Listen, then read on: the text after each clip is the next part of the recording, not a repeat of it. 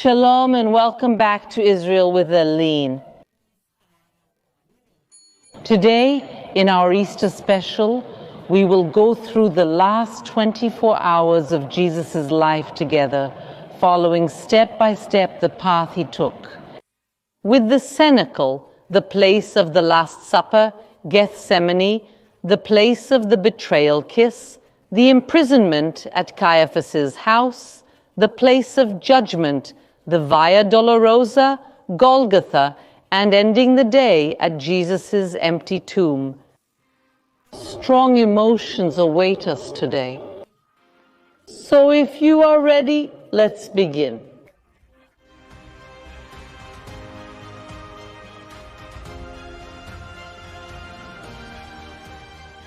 The last 24 hours of Jesus' life begin here on Mount Zion with the Last Supper on Thursday right after sunset, because that is the tradition of the Jewish Passover. And at this time of year, sunset is around 6:30 in the evening. So our clock starts on Thursday at 6:30 in the evening in the cenacle, also known as the upper room. The Bible tells us that the Last Supper takes place on the second floor of a house. The Bible doesn't mention the name of the owner of the house, but the most important tradition in Jerusalem says that it is this place. So now let's go up together to the upper room and learn more about the first moments of the last 24 hours.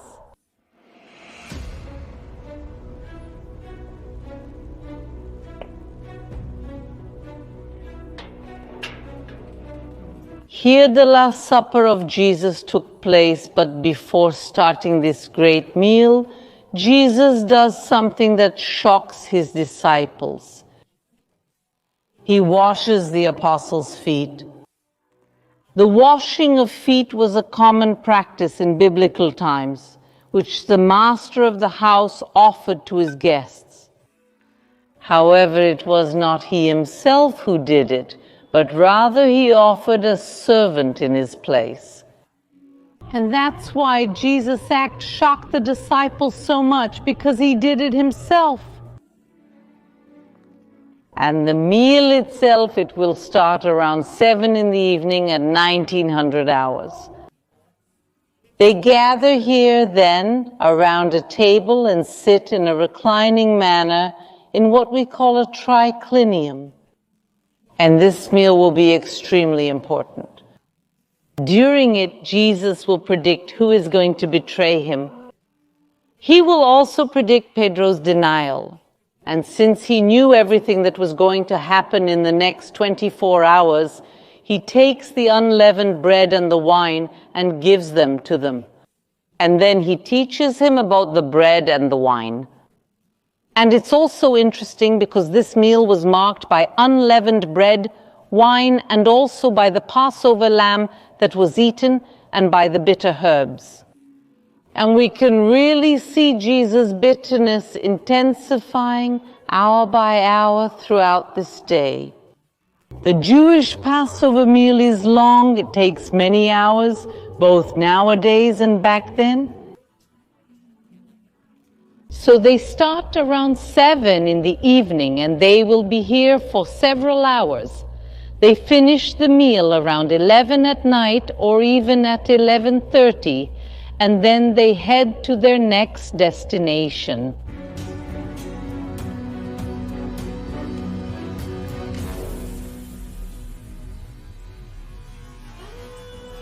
And after this great meal, this very important biblical moment, Jesus gathers his disciples, and he is going to take a walk crossing the Kidron Valley towards the Garden of Gethsemane. He arrives with his 11 apostles, all of them except Judas. He leaves 8 of the apostles here outside, and only with Peter, James, and John does he go in, where we are also going to enter now.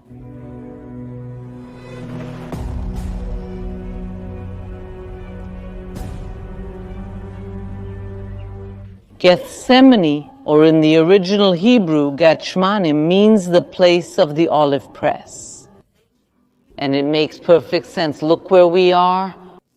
Here, both today and in biblical times, there was a lot of olive agriculture, and olives were pressed here to extract pure olive oil, which could even be used for anointing in the Temple of Jerusalem. And something that I think is really beautiful and important is that this place has been preserved as a garden, so well preserved that here there are a few trees like this one that are original from biblical times, trees that are still living and even bearing fruit. But Jesus doesn't come here to appreciate the beauty of the garden. He arrives here during the early morning hours. So imagine this place completely dark, with only a few torches or lamps to light it. And Jesus begins to feel anguish, and he says the following: "My soul is overwhelmed with sorrow to the point of death. Stay here and keep watch with me." Keep watch? Who died? Jesus. He knows that the betrayal is going to happen very soon. He knows what will happen in the next few hours. And that's why he already starts to grieve and invites the disciples to grieve with him. And Jesus then decides to separate himself from the 3 apostles who were here, and he moves away to a stone. And there he goes into agony, into a deep suffering, so deep that he even sweats blood. And now, together, let's walk to the place where this happened.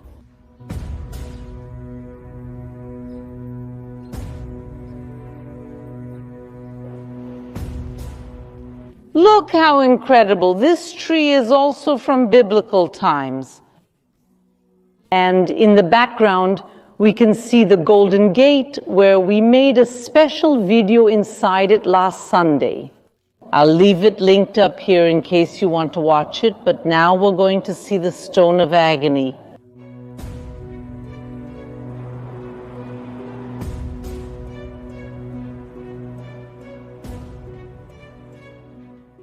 Can you see that this church is dark? This dim light reminds us exactly of the darkness in the garden when Jesus was here. And he withdrew from them about a stone's throw away and knelt down and prayed, saying, "Father, if you are willing, take this cup from me, yet not my will, but yours be done." And an angel from heaven appeared to him and strengthened him. And being in agony, he prayed more earnestly, and his sweat became like great drops of blood falling down to the ground. And the stone on which Jesus had his agony has been preserved to this day, and we see it here. It is a witness to these events. The church was originally built in the Byzantine period and was destroyed and rebuilt several times. The last reconstruction took place in the 20th century with the support of Christians from all over the world, including Brazil.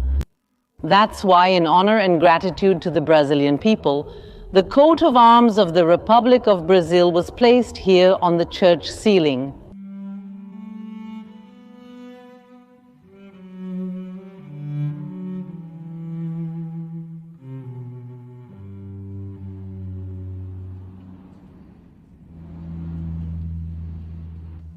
Jesus is really going to be in great agony, and he returns to the garden and finds the apostles sleeping. He wakes them up and goes back to pray. This will happen 3 times, and on the 3rd time he comes here and finds the apostles sleeping. He knows the moment is coming. Then Judas Iscariot also approaches him with a crowd and many soldiers and gives Jesus the kiss of betrayal. And then they arrest Jesus and are going to take him from here to the house of Caiaphas, where we will also go now during this dark night.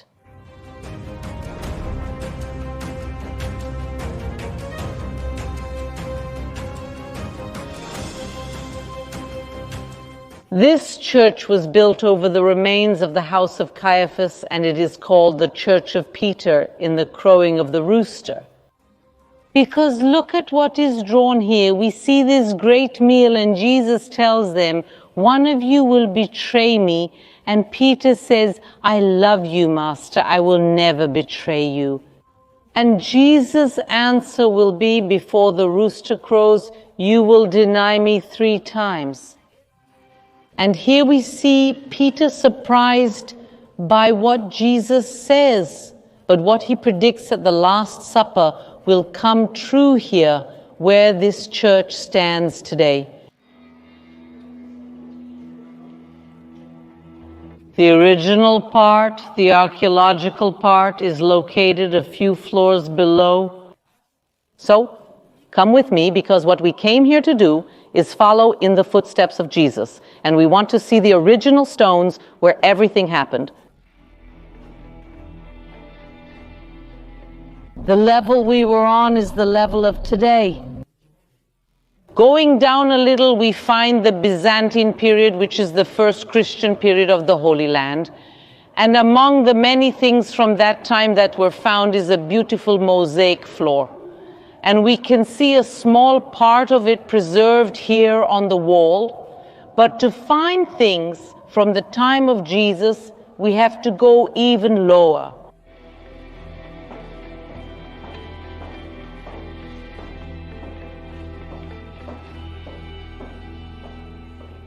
Jesus is brought here during the early morning hours, when most of Jerusalem was sleeping, and they had no idea what was happening inside here. This is the prison where Jesus was placed. This place was full of soldiers, and they wanted to put Jesus in a cell, and we see that there are several here. But they understood that Jesus couldn't be in a regular cell, so they put him in a kind of solitary confinement, which we can see right here. The floor is original, so it's very uneven, so we have to be careful when we walk here.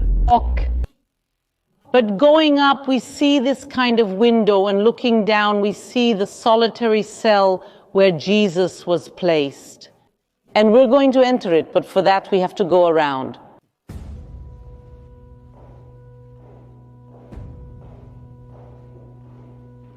With every step Jesus took, with every hour that passed, his suffering increased. Imagine what it's like to be here, imprisoned alone during the night. But the greatest suffering wasn't because of the imprisonment itself, but because of what was happening outside. Here outside the prison was Pedro, Jesus' great companion, one of the apostles, so dear to Jesus. 3 different people come up to him and ask, "Do you know him? Are you one of the Galileans, one of Jesus' followers?" And 3 times Pedro denies Jesus. Here it's a suffering that's more than physical. It's also emotional and spiritual suffering. And here is Psalm 88, which reflects the suffering of this place. And I think the most important sentence is this one. My soul is saturated with suffering, and my life has reached the gates of death. Jesus, he spends several hours in here, and we know that while he was in prison, outside the rooster starts to crow. This indicates to us that sunrise has probably arrived. At this time of year, sunrise is around 5:30 in the morning. There is also a second interpretation that says maybe this rooster wasn't the animal, but rather the temple trumpet player, who would blow the trumpets 3 times in the morning as well. But he also did this right at sunrise, at the beginning of the morning. So, when the first rays of sun are coming out at 5:36 in the morning, Jesus was here, and then, when it gets light, he is going to be taken to Pontius Pilate.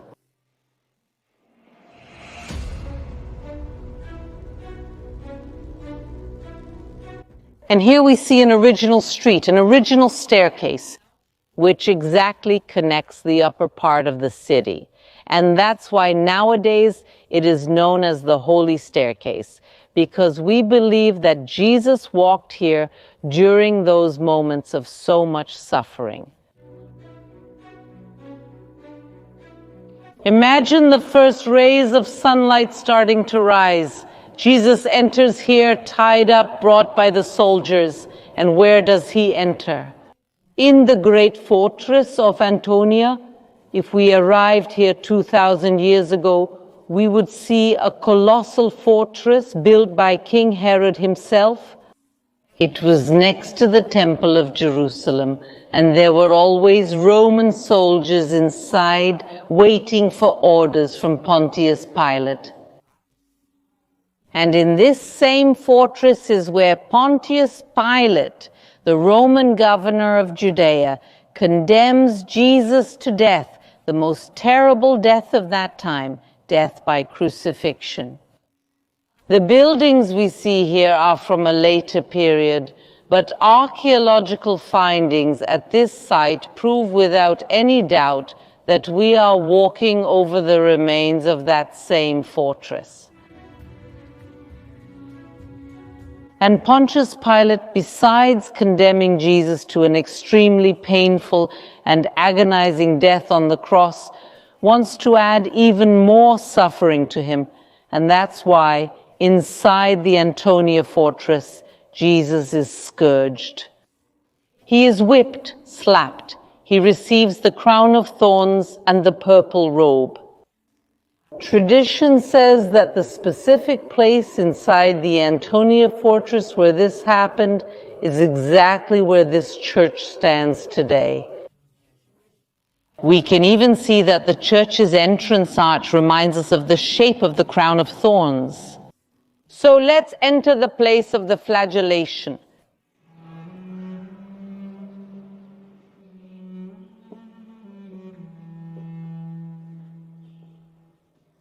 Here we can really see all the suffering that Jesus went through represented. Among the representations right above me is the crown of thorns. The purpose of putting a crown, even though it was made of thorns, and a purple robe, which was a royal color, was that Pontius Pilate wanted to mock Jesus, to mock the crime he was being accused of. Inri, Jesus the Nazarene, the King of the Jews.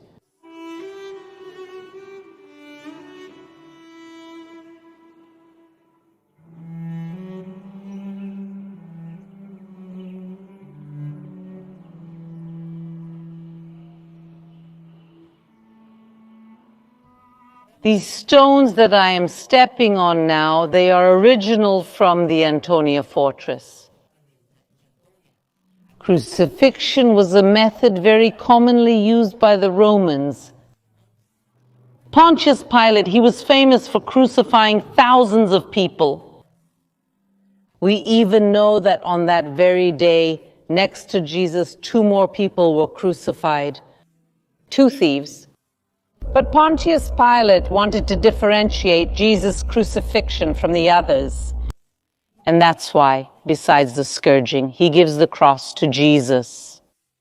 And Jesus was supposed to carry the cross through the streets of the city. So here is the place where the cross was received and the beginning of the Via Dolorosa.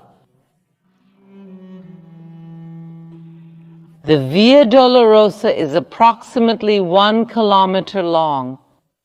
If the terrain were flat and there were no obstacles, you could walk it in about 15 or 20 minutes. But we know that this was not the reality. Jesus' Via Dolorosa takes a long time because of all the obstacles that were along the way. So, we are going to take this long and difficult journey together now.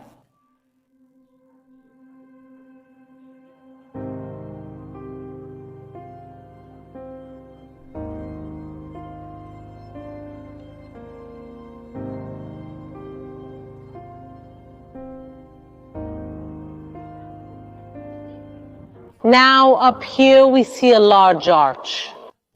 It is known as the Arch of Ikeomo, which is one of the phrases Pontius Pilate says to Jesus and means, "This is the man." And up to this point is where the Antonia fortress reached. So the moment we cross it, we will be walking the path that Jesus walked through the streets of the city. Come with me. The path of the Via Dolorosa is located in what is today the Muslim quarter of the old city of Jerusalem. And you will see that there are shops here, businesses, people passing by, the hustle and bustle of the city. At this time that we're passing through now, there are actually fewer people because we're currently in the month of Ramadan, which is the holy month for Muslims. But we have to understand that Jerusalem was also like this in biblical times. Jesus doesn't walk on a red carpet, a grand path made for him. Instead, Pontius Pilate makes him walk through the city streets, down the avenues, in front of schools, study centers, in front of shops, in the markets, so that as many people as possible would see Jesus' suffering and humiliation. So as we are now walking in Jerusalem with everything happening around us, it's much more authentic than what we often see in movies, which look like a place prepared especially for that. And yes, their goal, once again, was for as many people as possible to see Jesus suffering.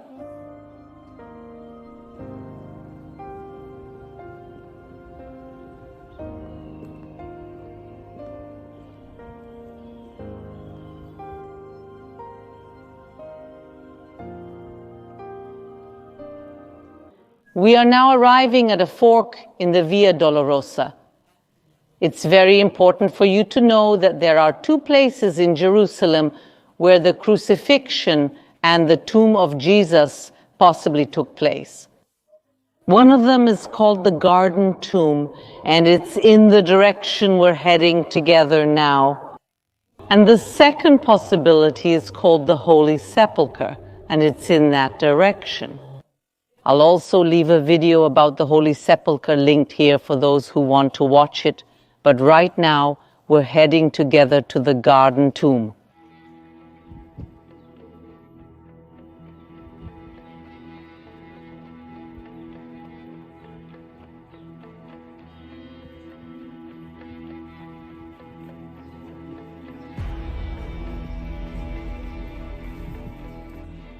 See now how the city started to get busy in just a few minutes. And this really reflects much better how the city looked in the times of Jesus.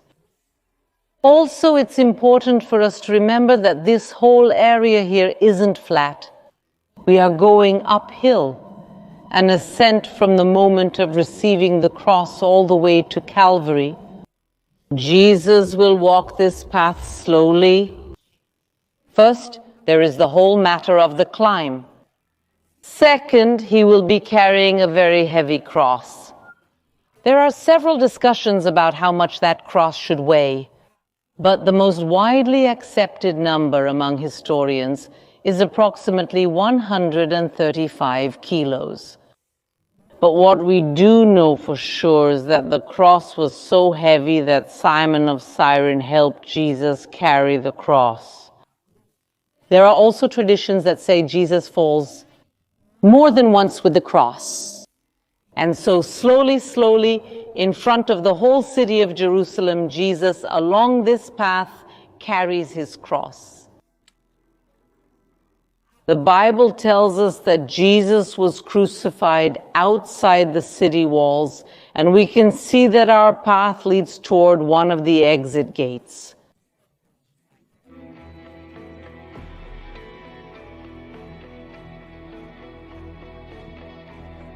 At this moment, we are leaving through the Damascus gate and we are outside the walls of Jerusalem.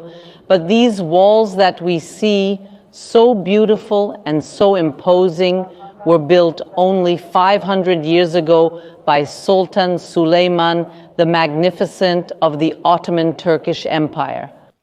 So how can we be sure that we are now outside the walls of Jerusalem, just as in the times of Jesus? For that, we need to look down here.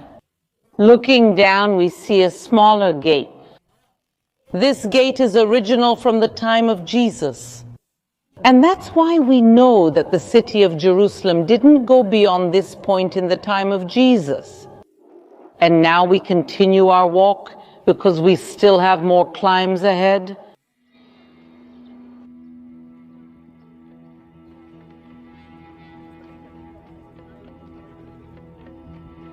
Another thing that made this journey, this path, more difficult was the ground.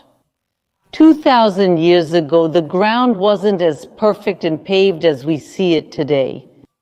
From the moment we left the Damascus gate, the entire path until reaching Calvary was made of dirt, an uneven ground, which made Jesus' passage even more difficult and made the journey even slower.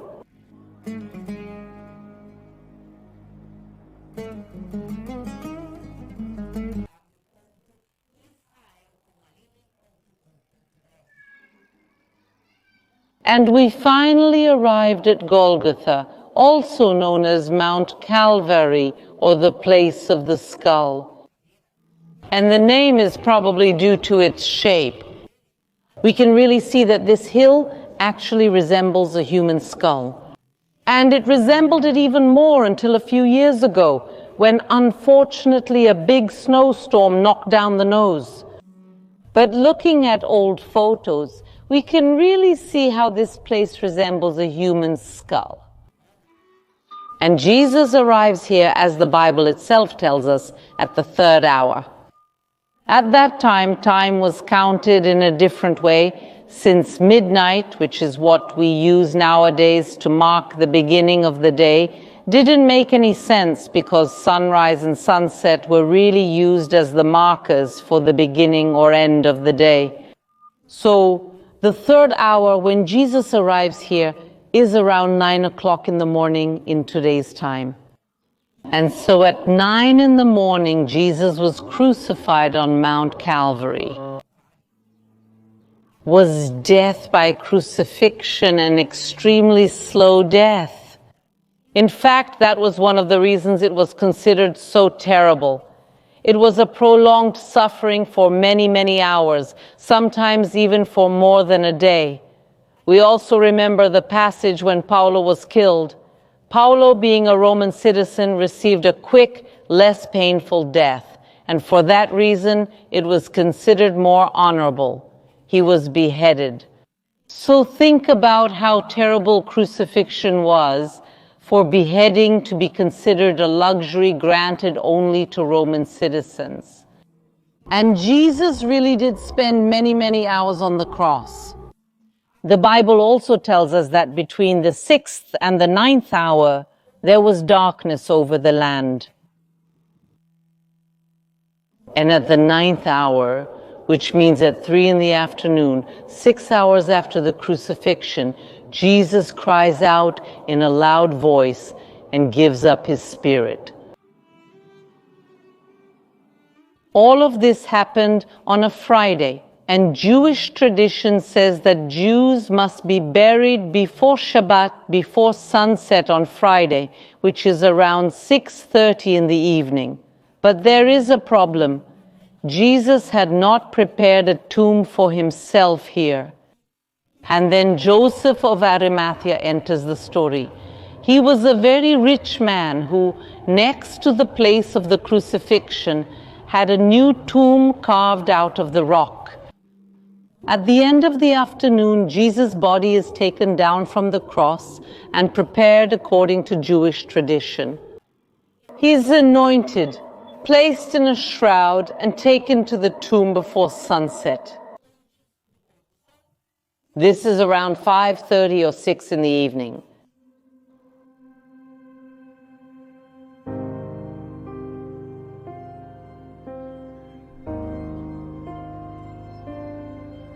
In front of me, I can already see the empty tomb, and the entrance to the tomb was closed by a large stone. That stone disappeared over time, but what we see here is an original stone that was brought from another tomb. It was donated here to the Garden Tomb by the Israel Museum, which has the largest collection of antiquities in the whole country.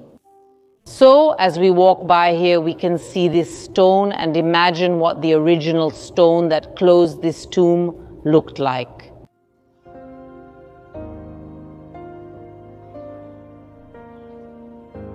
As the Bible tells us, the tomb is carved into the rock. There was this first part, which is the part for the living, and here on the side, the space where the bodies were placed, and the specific space where we believe the body of Jesus was laid. It's this one here. The body of Jesus was placed here a little before sunset, and the entrance to the tomb was closed. And thus the last 24 hours of Jesus' life here in Jerusalem come to an end. But the story doesn't end with Jesus being placed in the tomb, but rather with the tomb being empty. So let's go out and talk about the most important part of our story, which is the third day. Today, in our Easter special, we talked a lot about the last 24 hours of Jesus' life. All the suffering, all the scourging, the Via Dolorosa, everything terrible that happened.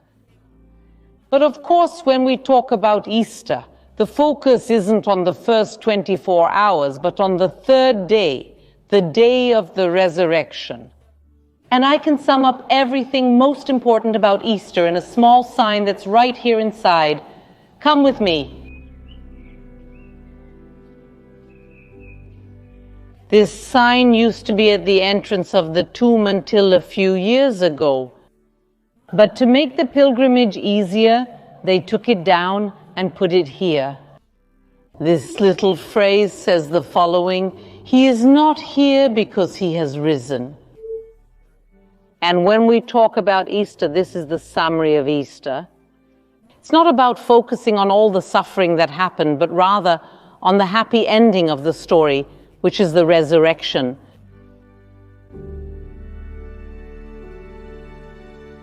We are here with João Batista Evangelista. He is Brazilian and has been a volunteer here at the Garden Tomb for many years.